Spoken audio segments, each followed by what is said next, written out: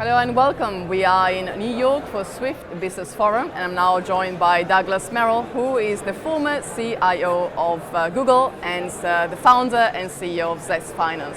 Thank you for joining me, Douglas. Thanks for having me. So let's start with ZestFinance. What does it do? So ZestFinance sells tools to financial institutions to allow them to make better loans, particularly serving thin file or no file borrowers. And we do that using machine learning techniques that I and others built at Google. So you obviously saw a gap in the market in terms of what ZestFinance can offer to banks when it comes to risk assessments. What are the other areas where banks continue to be bad at? Top three. Top three areas that banks are bad at. That's a little bit of a target-rich environment because banks are currently the second least popular industry in the world in the United States, directly ahead of the United States federal government, which is not exactly a high bar right at the moment. So I think banks do pretty poorly at customer service. So I feel like customers are numbers to banks, and at very few times you feel like, oh, hey, I'm me. I get, talk to me the way I am. Two, I think they do quite poorly at security. Because they do poorly at security, they keep adding additional security cruft on top, which just makes the user interaction more and more painful.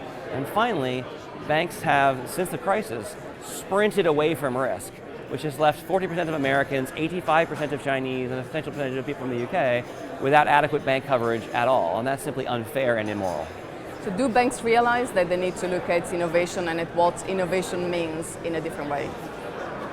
Is there too much innovation? I think probably not, but that's probably not the symptom that actually occurs. When people talk about too much innovation, what they're probably saying under their breath is, I actually want none. And so anything is too much. So that's a sort of a signal of a different disease, if you will. When I was still at Google and I would go around and talk to people would come up to me and ask me questions like, oh, how much should I spend per person in free lunch? And I would be like, I don't know, how much do you want to spend? No, I want to make sure I spend the right amount to make sure we get innovation from our lunches. I'm like, that's not why we did that. We did lunches for two reasons. One, because we wanted people on campus, and two, because it meant that you were sitting at tables with people you didn't work with every day. And so you got some cross-fertilization. In fact, we chose the tables specifically such that it was unlikely that you could just cram one team onto one table. And it was that cross-fertilization that was the value of the free lunch, not the free lunch itself. So no, dude, I have no idea how much you should spend, but you should probably think about why you are doing it. And in my experience, one of the things that kills innovation is that people find the surface feature and then sort of lose sight of the substrate that is actually what matters. Are banks realizing that they've been getting it wrong when looking at what innovation really means? We've been lucky to deal with a lot of banks at ZestFinance, all of whom have said, hey, we're trying really hard and we don't know how to do this or we don't know how to do that. I think that acceptance is the first step, right? And I think that's a great sign. You're starting to see some banks do really kind of interesting things, and there's some new segments in the markets that are rising.